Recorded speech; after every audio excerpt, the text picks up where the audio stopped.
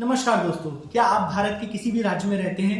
क्या आपके डॉक्यूमेंट्स में आपका नाम गलत लिखा है? क्या आप अपना नाम अपने आधार कार्ड में, अपने पैन कार्ड में और अपने वोटर कार्ड में बदलना चाहते हैं? फ्रेंड्स, क्या आप अपने एजुकेशन डॉक्यूमेंट में अपने नाम को करेक्ट करना चाहते हैं? तो फ्रेंड्स, आज का वीडियो मैं भारत के सभी लोगों के लिए लेके आया हूं, जिसमें मैं आपको बताऊंगा कैसे आप अपने नाम को बदल सकते हैं, पूरे नाम को बदल सकते हैं, लास्ट नेम को बदल सकते हैं, मिडिल नेम को बदल सकते हैं। ठीक है, किस तरह से ये किया जाता है मैं स्टेप बाय स्टेप आपको बताऊंगा कि कैसे आप अपने पूरे नाम को बदलें या अपने एजुकेशन डॉक्यूमेंट्स में अपने नाम को ठीक करें। तो फ्रेंड्स, वीडियो को स्टार्ट करने से पहले मैं आपको बताना चाहूंगा कि ये कैसे होगा। इस क्वेश्चन को स्टेप करता हूं, तो वीडियो स्टार्ट करते हैं। फ्रेंड्स, अगर आप भारत में रहते हैं और आप अपना नाम बदलना चाहते हैं तो आपको 3 स्टेप फॉलो करने पड़ेंगे और इन 3 स्टेप फॉलो करने के बाद आपको मिलेगा सेंट्रल गजट, भारत का राजपत्र। अब ये भारत का राजपत्र होता क्या है? ये भारत का राजपत्र एक सर्टिफिकेट है जो कि केंद्र सरकार द्वारा दिया जाता है, सेंट्रल गवर्नमेंट द्वारा दिया जाता है। इसके अंदर इस सर्टिफिकेट में लिखा होता है कि आपका नाम ये, आप भारत के इस राज्य के रहने वाले हैं, आपके पिता का नाम ये है और आपने अपना नाम बदल के ये कर लिया है और भविष्य में आप इसी नाम से जाने जाएंगे। या फिर इसमें लिखा होगा आपके सभी एजुकेशन डॉक्यूमेंट में आपका नाम गलत लिखा है, या आपके 10वीं या 12वीं के डॉक्यूमेंट में आपका नाम गलत लिखा है, या आपके माता पिता का नाम गलत लिखा है और सही नाम ये है। जब आप इस तरह का डॉक्यूमेंट बनवा लेते हैं, ये सर्टिफिकेट आपको मिल जाता है, तो आप इजीली अपने किसी भी डॉक्यूमेंट में अपना नेम चेंज कर लेते हैं। आपको सिर्फ बैंक जाना होता है और बैंक जाके बोलना होता है कि मैंने अपना नाम बदल लिया है या मेरा नाम गलत लिखा है और ये रहा केंद्र सरकार का नोटिफिकेशन सर्टिफिकेट, आप मेरे बैंक अकाउंट में नेम चेंज कर दीजिए। आधार कार्ड सेंटर जाइए, पैन कार्ड ऑफिस जाइए, पासपोर्ट ऑफिस जाइए, इस सर्टिफिकेट को दीजिए और अपना नाम चेंज करा लीजिए। आपको वीजा लगवाना है, आपको आउट ऑफ कंट्री ट्रेवल करना है, आपको सिर्फ ये सर्टिफिकेट दिखाना पड़ेगा और आपको कोई प्रॉब्लम नहीं आएगा। तो फ्रेंड्स, इस सर्टिफिकेट को कैसे बनवाया जा सकता है? इस सर्टिफिकेट को बनवाने के 3 स्टेप हैं। सबसे पहला स्टेप एफिडेविट बनवाना, दूसरा स्टेप न्यूज़पेपर बनवाना, तीसरा स्टेप सीडी बनवाना। तो सबसे पहले मैं आपको अपना खुद का एग्जांपल दूंगा कि कैसे कोई व्यक्ति अपना नाम चेंज कर सकता है। ठीक है, तो नेम चेंज करने के रीजन आपको बिल्कुल पता होंगे। किसी को अपना नाम पसंद नहीं है, किसी को पंडित जी ने बता दिया कि भैया अपना नाम बदल लो, और किसी को अपना नाम पप्पू है, उसको लाइक नहीं करता, वो बदलना चाहता है, और किसी को ऐसा लगा कि अगर मैं अपना नाम बदल लूंगा तो मेरी किस्मत बदल जाएगी, वो अपना नाम बदलना चाहता है। और किसी की शादी हुई है और वो सोच रहा है कि मैं अपने हस्बैंड का सरनेम लगा लूं, तो वो अपना नाम बदलना चाहता है। तो फ्रेंड्स, चलिए स्टार्ट करते हैं कैसे अपने हस्बैंड का सरनेम लगाया जा सकता है, कैसे पंडित जी के कहने पे या खुद आप अपना नाम बदल सकते हैं। तो एग्जाम्पल मैं देता हूं इस फाइल से, क्योंकि जो फाइल मैंने अपनी क्लाइंट की बनाई हुई है, तो मैं आपको एग्जांपल देता हूँ। तो सबसे पहले हम एफिडेविट बनाएंगे। जो एफिडेविट होता है कम से कम 10 रुपए के नोटरी पेपर में बनता है। 10 से 100 जितने का नोटरी पेपर आपके यहाँ अवेलेबल है, जिस भी भारत के राज्य में रहते हैं वहां से आप उतने का ये एफिडेविट नोटरी का पेपर पे इस फॉर्मेट को बनवाएंगे। तो फॉर्मेट क्या होगा मैं आपको बताता हूँ। फॉर्मेट में लिखा हुआ है मेरा नाम विपिन चौहान, मेरे पिता का नाम ये, मैं भारत के इस राज्य का रहने वाला हूं, पिन कोड नंबर ये, मैं अपना नाम बदल के विपिन चौहान से रवि त्यागी करता हूं।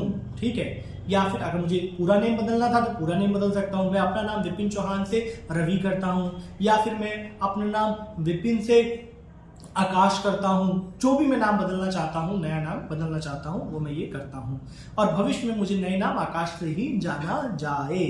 इस तरह से मैं ये काम इस डिक्लेरेशन दूंगा। जब मैं ये डिक्लेरेशन दे दूंगा तो मुझे यहाँ पे नोटराइज कराना पड़ेगा किसी वकील से, ठीक है, या फिर जिसके पास नोटरी करने की पावर हो, और अपना साइन करना होगा। तो स्टेप नंबर 1 हमारा हो जाएगा कंप्लीट। हमने बना लिया एफिडेविट, और दूसरे स्टेप में हम 2 न्यूज़पेपर में ऐड देंगे। पहला उस राज्य के न्यूज़पेपर में जिस राज्य में आप रहते हैं। अगर आप बैंगलोर में रहते हैं तो आपको बैंगलोर के एक लोकल न्यूज़पेपर में ऐड देना पड़ेगा, और अगर आप बिहार में रहते हैं तो बिहार के किसी भी न्यूज़पेपर में, चाहे पटना, चाहे कोई मुरकिया, किसी भी न्यूज़पेपर में ऐड दे दीजिए, वो बिहार का होना चाहिए। राजस्थान में रहते हैं तो राजस्थान की न्यूज़ में, किसी न्यूज़पेपर में, जयपुर में, अजमेर में, कहीं भी ऐड दे दीजिए, लेकिन वो सिर्फ आपके स्टेट का न्यूज़पेपर होना चाहिए।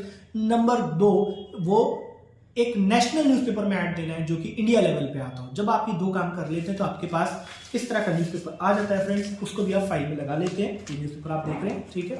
आपने न्यूज़ फाइल में 2 चीज आ चुकी हैं। सबसे पहले एक एफिडेविट आ चुका है, दूसरा न्यूज़पेपर आ चुका है। तीसरा आपको बनाना होता है इसके अंदर सीडी। अब ये सीडी क्या होती है, मैं अपनी दूसरी क्लाइंट की फाइल निकालता हूं जो हम बना रहे हैं।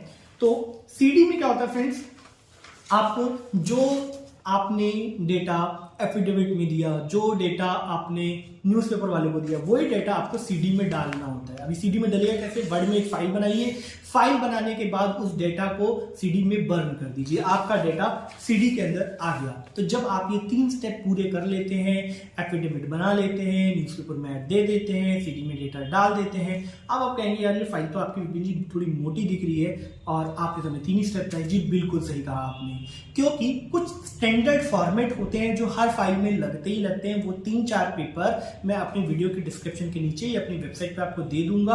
आप मुझे कॉल करके, व्हाट्सएप करके, हमारे ऑफिस में कॉल करके वो फॉर्मेट्स ले सकते हैं और वो भी इस फाइल के अंदर लगा लीजिएगा। जब आप ऐसा कर लेते हैं, आपकी फाइल पूरी रेडी हो जाती है, तो आपको गवर्नमेंट की वेबसाइट भारत पे जाके अपनी फीस जमा कर देनी होती है।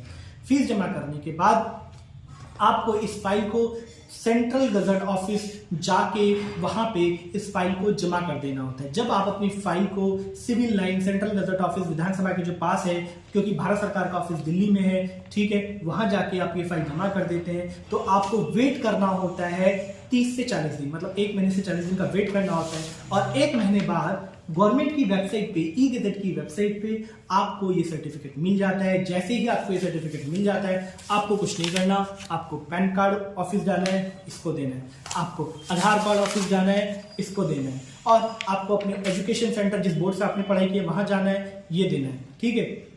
तो इस तरह से आपके सभी डॉक्यूमेंट्स के ऊपर आपका नेम चेंज हो जाएगा। अगर किसी व्यक्ति का एजुकेशन डॉक्यूमेंट जो है वो पुराने डॉक्यूमेंट, मतलब उसका 20 साल 30 साल पहले उसने 10वीं 12वीं करी थी, और वो अपने डॉक्यूमेंट पे वो कहेगा कि भैया मेरे डॉक्यूमेंट पे मेरा एजुकेशन डॉक्यूमेंट नेम कैसे चेंज होगा।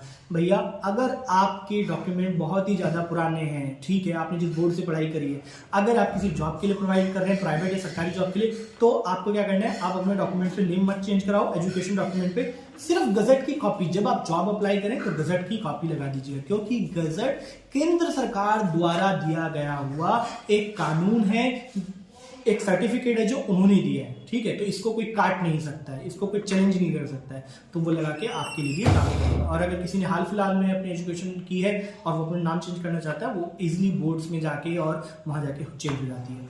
तो आधार कार्ड, पैन कार्ड, सब जगह सेंटर्स पे जाइए, ये डॉक्यूमेंट को दीजिए और अपना नेम चेंज करा लीजिए। फ्रेंड्स, अगर आपका कोई भी क्वेश्चन है, इस वीडियो को बनाने में बहुत मेहनत लगी है, सबसे पहले आपसे रिक्वेस्ट करूंगा आप इसे लाइक करें और सब्सक्राइब करें। दूसरा, वीडियो को बनाने में बहुत मेहनत लगती है, तो जो मैंने बोला लाइक सब्सक्राइब तो आपको करना ही है। अगर आपके कोई क्वेश्चन है और मैं आपके डाउट्स को क्लियर नहीं कर पाया हूं, तो आपको मुझे क्या करना है, कॉल करना है, व्हाट्सएप करना है, या मेरी वेबसाइट पे जाके फॉर्म भर देना है, ताकि मैं या हमारी तरफ से कोई आपको कॉल करके आपको असिस्ट कर सके। तो फ्रेंड्स, आज के लिए इतना ही, धन्यवाद। मैं आशा करता हूँ आपको समझ आया होगा, और नहीं समझ आया होगा तो बिल्कुल आप मुझे कॉल करके या मेरे वीडियो के नीचे कमेंट करके आप मुझसे क्वेश्चन पूछ सकते हैं। Take care, bye bye.